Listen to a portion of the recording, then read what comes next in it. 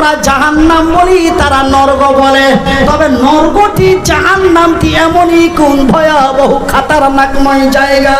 বাজানে রে, হাত দুটি জড়িয়ে বলি, বন্ধু গো, আপনার মাথায় হাত রেখে বলি, কেন আমি যে আপনারই ভাই, আপনি যে আমারই ভাই।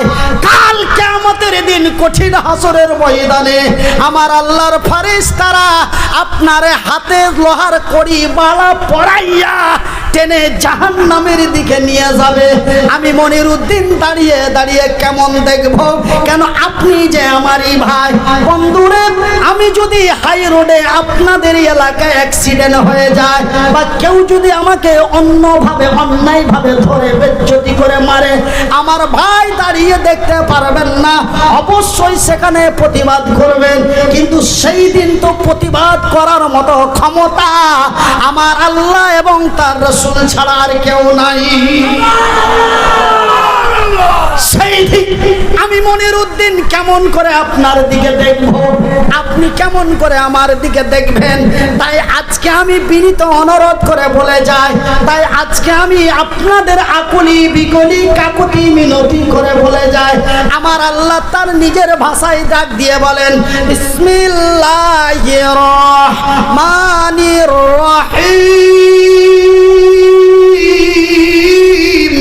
ইয়া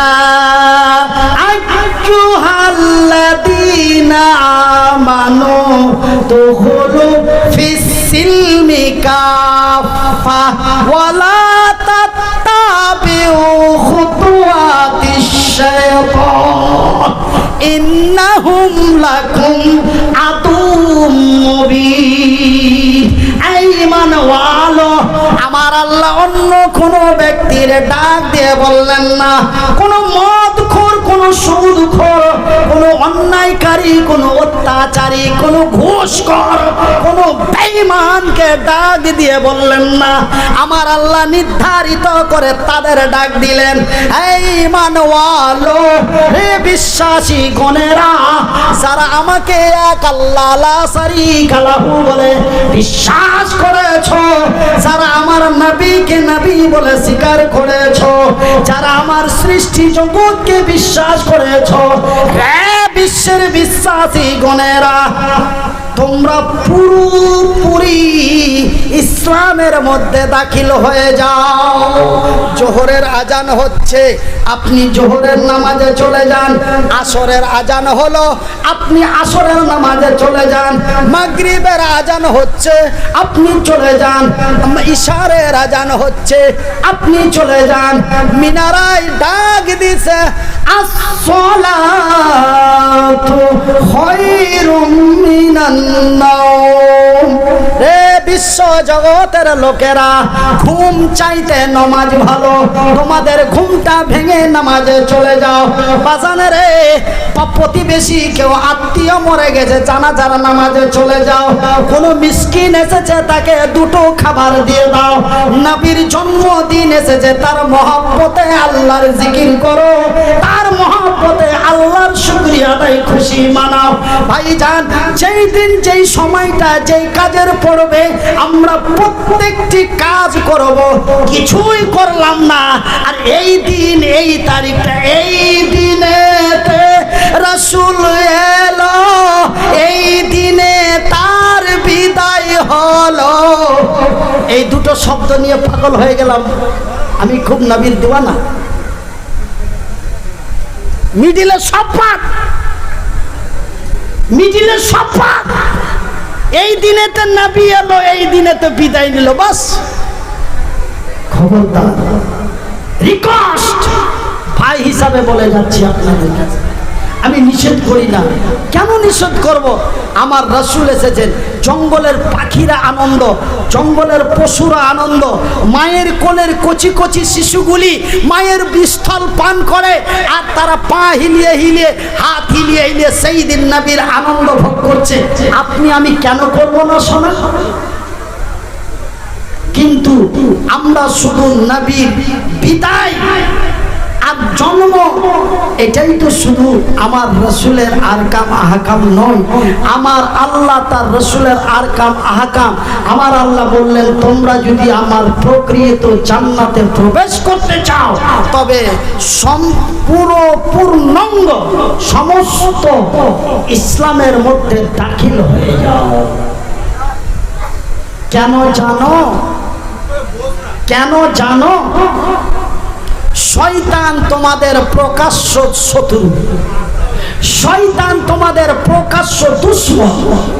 এই শয়তান যে কোনো মুহূর্তে তোমাকে ভালো জায়গাটা থেকে খারাপ জায়গায় পাঠিয়ে দেবে। কেন? আমি আল্লাহ সেই দিনই তাকে এমন শক্তি দিয়ে দিয়েছি, ও চেয়েছিল আমি তাকে দিয়ে দিয়েছি। আপনি আল্লাহর কাছে যেভাবে চাইবেন আল্লাহ আপনাকে ওইভাবেই দিবে, কিন্তু ফাইসালাটা পরে হবে। নামাজ নাই, রোজা নাই, দোয়া নাই, কালাম নাই, কিছুই নাই, কিন্তু সকাল বেলায় দোকান খোলার সময় ধূপ মারে। আল্লাহ তোরে ধূপের তারাই দিয়ে দিবে, কিন্তু প্যাদানি সেই দিন চলবে। যেইভাবে ডাকবে সেইভাবে আমার আল্লাহ তার কথা শুনবে, এটাই সত্য। যদি না হতো তবে সেই দিন আজাজিল ইবলিসকে এই ক্ষমতা আমার আল্লাহ দিতেন না। কেন? সেই দিন তো ইবলিস আমার আল্লাহর নাফরমানি করে আমার আল্লাহকে লক্ষ ফেরেশতা জিনদের সামনে আমার আল্লাহর কথা অমান্য করে হযরতে আদম আলাইহিস সালাতু সালামকে নিচু হয়, তার কাছে নিচু হননি বা তাকে সিজদা করেননি। সূরা আল বাকারার মধ্যে তার পূর্ণ ঘটনা আপনারা পেয়ে যাবেন। আমি বিস্তারিত বলতে চাই না, শুধু টাচ করে দিলাম।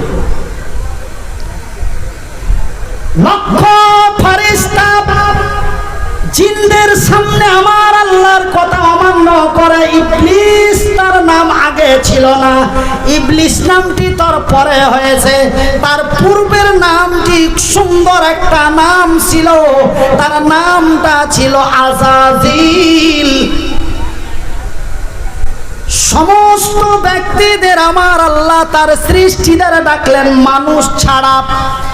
তখন তো মানুষ সৃষ্টি হয়নি, প্রথম মানুষটাকে বানিয়েছেন হযরতে আদম, তাও আবার মৃত্যু দেহ পড়ে আছে শুকনো মাটি। তাকে জীবিত করার জন্য সমস্ত সৃষ্টিদের ডাকা হয়েছে। আদম সৃষ্টির পূর্বে যাদের সৃষ্টি করা হয়েছে তাদেরকে এক জায়গায় একগঠিত করে আমার আল্লাহ রাব্বুল আলামিন হযরতে আদম আলাইহিস সালাতু সালামের মধ্যে দেহের মধ্যে রূহ দিলেন, তাকে জীবিত করলেন। ভাইজান, বিস্তারিত ঘটনা বলতে গেলে সকাল 8:30টার প্রয়োজন। এটা আমার পক্ষে সম্ভব নয়, আপনাদের পক্ষেও সম্ভব নয়। আমার আল্লাহ সমস্তদের ডেকে বললেন, এইবার দেখ আমি তারে জীবিত করি। মহান আল্লাহ রব্বুল আলামিন হযরতে আদম আলাইহিস সালাতু সালামের নাকের ডগায় একটা ফুঁক দিলেন নাকের ভিতরে। যখন নাকের ভিতরে ফুঁক দেওয়া হলো, এখান থেকে এটা তার জীবিত হয়ে গেল। যখনই ফুঁকটা দিয়ে যায় সাথে সাথে বলে আলহামদুলিল্লাহ। বলেন আরো জোরে। এদিক সব বাদ, শুধু এতটুকুনের মধ্যে আলহামদুলিল্লাহ। মানে যখন নাকে ফুঁক দিয়েছে তো নাকে তো আল্লাহ চুল দিয়েছে, তখন সাথে সাথে বলে আলহামদুলিল্লাহ।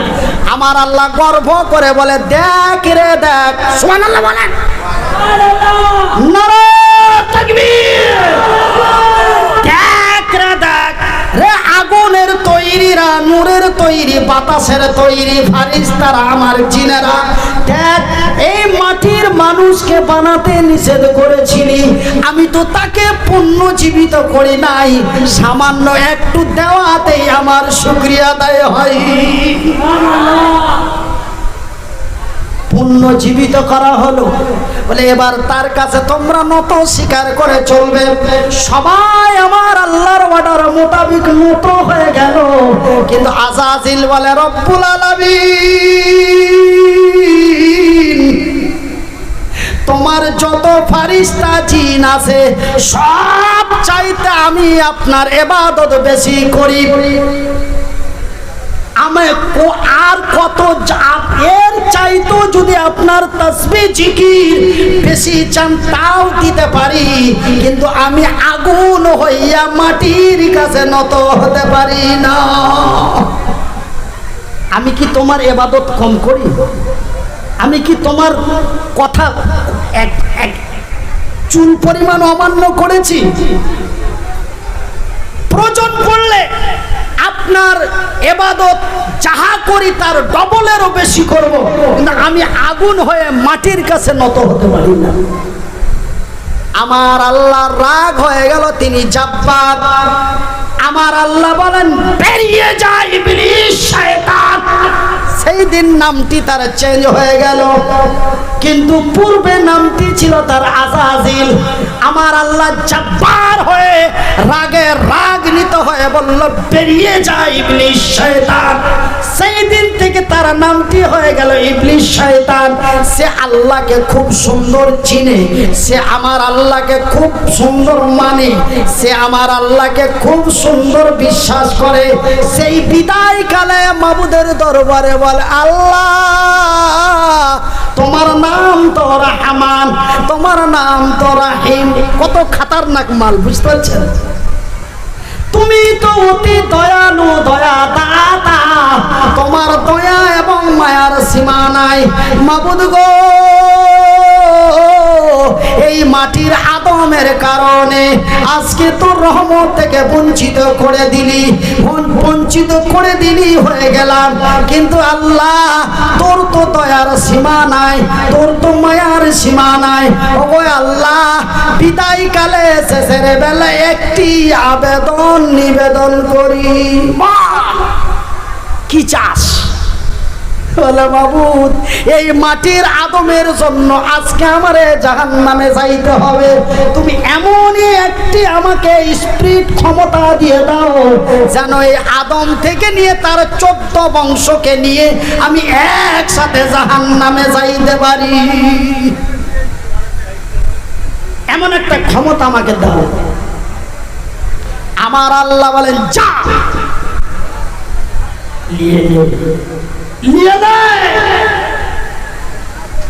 আমার আল্লাহ দিয়ে দিল।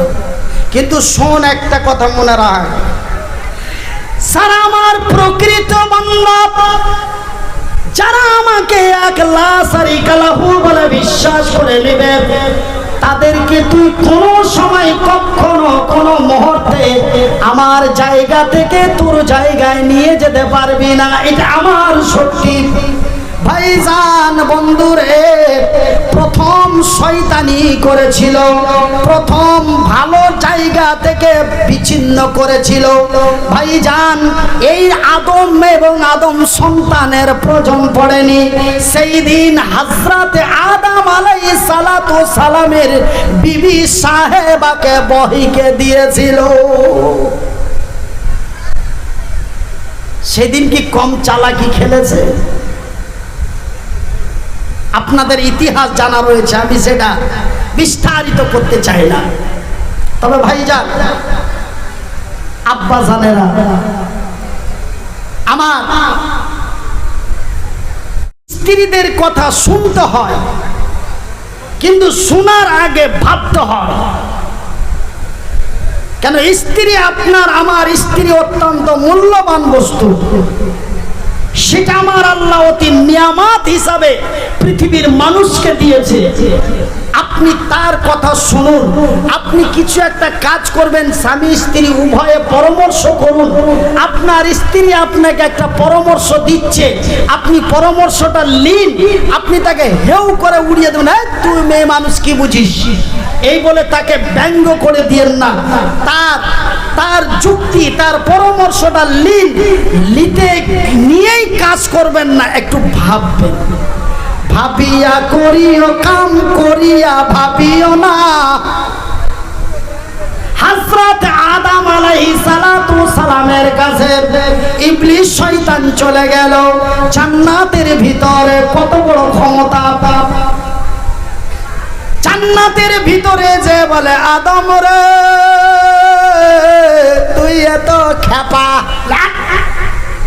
আমি খেপা মানে আমি আল্লাহর প্রথম সৃষ্টি মানুষ আর আমি খেপা? বলে আরে জান্নাতের ভিতরে এত মজা মজা, সব চাইতে যেটা বেশি মজা ওটাই আমার আল্লাহ তোরে নিষেধ করেছে। খা খা, ওইটাই বেশি মজা আছে। কিন্তু হযরত আদম আলাইহিস সালাতু সালাম বলেন, যেটা মজা সেটাই তো আল্লাহ নিষেধ করেছে, তবে আমি আমার আল্লাহর নিষেধের ব্যতিক্রম করতে চাই না। যতই মজা হোক না কেন, আমার আল্লাহ নিষেধ করেছে, আমি তাহা খাবো না। ওখানে কোনো কাজ হলো না। এইবার চলে গেল, বলে ব্যাপার খারাপ, তবে স্বামী স্ত্রীকে প্রাধান্য দেয় এবং স্ত্রী একজন স্বামীর কাছে একজন স্ত্রী অতি মূল্যবান। যদি তার স্ত্রী তার পিছনে ভেজাল লাগিয়ে দেয়, তবে সেই ভেজালের মধ্যে ক্যাসাল বেজে যেতে পারে, এমন তার একটি ষড়যন্ত্র করে এইবার বিবি সাহেবা হযরতে হাওয়া আলাইহিস সালাতু সালামের কাছে যে বলে, রে পাগলি, আমি পাগলি? বলে এই তো মজার জিনিসটা তুই কেন খাস না? এটাই তো সব চাইতে মজা আছে। এই ফলটা যদি না খাইলি তো জান্নাতের মজাই কি পালি? বলছে আরে আমি তো জানি না। তো আল্লাহ যে নিষেধ করেছে তুই ওটাই বুঝলি না। এমন পাকান পাকিয়ে দিল হযরতে হাওয়া আলাইহিস সালাতু সালাম আর নিজেকে স্থির থাকতে পারলেন না। এবার সাহেব জান স্বামী জানের কাছে আকুলি বিকলি করতে লাগলো, নানান ঝামেলা নানান কীর্তি করতে লাগলো। চলো গো স্বামী জান, ও গো আল্লাহর বান্দা, আল্লাহর প্রথম নবী, ও গো আদি পিতা, চলো গো স্বামী জান, ওই ফলটা আমরা খেয়ে ফেলি। ভাই গো, দুইজনের মধ্যে সুন্দরী রমণী বিবি সাহেবার মহব্বতের কথা ফেলতে পারল না। সেই ফলটা দুইজন মিলে পেড়ে খেয়ে ফেললো। যখনই খেয়ে ফেললো, সঙ্গে সঙ্গে জান্নাতি লেবাস সমস্ত খুলে গেল। এবং শুধু এখান পর্যন্ত নয়, আমার আল্লাহ তার ফারিস্তা দিয়ে হযরতে আদম এবং হযরতে হাওয়াকে জান্নাত থেকে বার করে তার জমিনে নিক্ষেপ করে দিলেন। লম্বা ঘটনা ভাই গো, আল্লাহর জমিনে প্রথম মানব হযরতে হাওয়া, আল্লাহর জমিনে প্রথম মানব হযরতে আদম, প্রথম স্বামী স্ত্রী তারা দুইজন, প্রথম মহব্বতের মিলন তাদের দুইজন, প্রথম ভালোবাসা মহব্বত, অন্তর অঙ্গ মহব্বত প্রথম। ভাইজান, সেই মহব্বত কি ভালোবাসা রে! একজন একজনকে যদি অতিরিক্ত চেয়ে বসে, একজন একজনকে যদি অতিরিক্ত ভালোবেসে ফেলে, একজন একজনকে ছাড়া 1 মিনিট কাটানো তার পক্ষে অসম্ভব হয়ে যায়। কথা ঠিক কিনা বলুন? কথা ঠিক কিনা বলুন? তবে হযরতে আদম এবং হযরতে হাওয়ার মধ্যে আমার আল্লাহ এত মহব্বত, এত ভালোবাসা। লাইলা মাজনু তো এটা অভিনয়, লাইলা মাজনু তো এটা অভিনয়, অভিনয় করে দেখাচ্ছে, কিন্তু প্রকৃত ভালোবাসা হযরতে আদম এবং হাওয়া আলাইহিস সালাতু সালাম। আল্লাহ কত বড় তাদের শাস্তি দিলেন জানেন? তাদেরকে দুইজনকে দুই জায়গাতে ফেললেন। খুঁজতে খুঁজতে এক যুগ কেটে গেল। অনেক লম্বা ঘটনা। তবে ভাইজান, আমি আপনাদের অন্য কোনো কথা না বলতেছি। আমার বলার উদ্দেশ্য হলো দুইটা রাস্তা, একটা হলো সৎ পথ, একটি হলো অসৎ পথ। একটা হলো জাহান্নাম, একটা হলো জান্নাত। ভাইজান, তবে আমি মনিরউদ্দিন আপনাদের ভাই হিসাবে বলেছি, তুমি বাঁচো এবং তোমার ভাই বন্ধুদের বাঁচাও। কোথা থেকে বাঁচাও? নারা ওই কঠিনময় জাহান্নামের আগুন থেকে। ভাই গো, ওই জাহান্নামের আগুন এমনই কি খতরনাকময় আগুন, সেই আযাব এমনই কি খতরনাকময় আযাব। ভাইজান, আমার রাসূল দয়ার হাবিব হযরত আদম থেকে নিয়ে হযরত নবী মুহাম্মদুর রাসূলুল্লাহ বলুন সাল্লাল্লাহু আলাইহি ওয়াসাল্লাম, এই 1,24,000 নবীর মধ্যে আমার আল্লাহ শুধুমাত্র একমাত্র আমার নবীকে জান্নাত এবং জাহান্নাম দেখিয়েছে। শুধু তাই নয়, আমরা কত বড় সৌভাগ্যবান গো,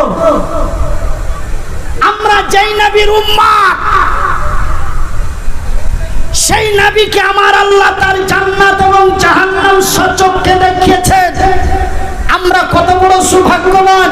সেদিন কাল কিয়ামতের কঠিনময় হাসরের ময়দানে হযরত আদম থেকে নিয়ে হযরত ঈসা আলাইহিস সালাতু সালাম থেকে নিয়ে পীর পয়গম্বর ওলি আউলিয়া, সেই দিন কোন গাজী ফাজি মনিরউদ্দিন সলিমউদ্দিন কাসিরউদ্দিন সেই দিন আমার আল্লাহর দরবারে সুপারিশ করতে পারবেন না, পারবেন শুধুমাত্র একমাত্র আমার দয়ার হাবিব। জোরে বলুন, আরো জোরে বলুন।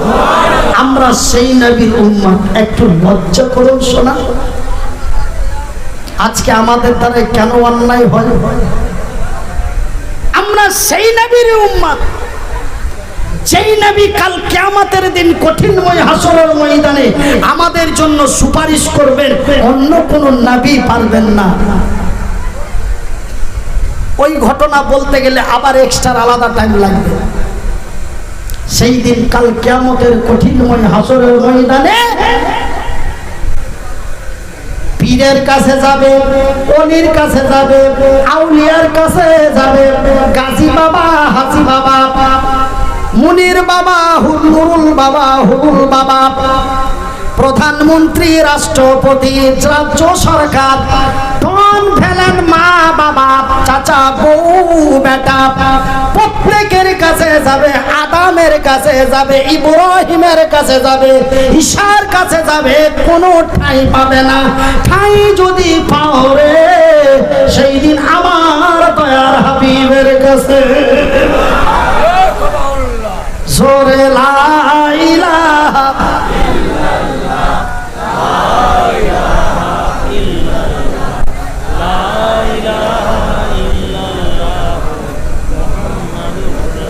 জাগি জাগি জাগি রে মুসলমান, জাগি জাগি জাগি রে মুসলমান, চৌদিকে ফিরিয়ে দেখ তুই তৌহিদি ফরমান। নারে তাকবীর, নারায়ে তাকবীর, নারায়ে তাকবীর। আমার ভাইয়ের, আমার বন্ধুরা, আমার আব্বা জানেরা, এই জন্য আমি নবীর ওয়ারিস হয়ে, আমি আপনাদের ভাই হয়ে আপনাদের বিনীত অনুরোধ করে বলি, জাহান্নাম এত এক খতরনাকময় জায়গা। আমার রাসূল দয়ার হাবিব জিবরাইলের সাথে যে জাহান্নাম দেখে আসলেন, বাজানেরা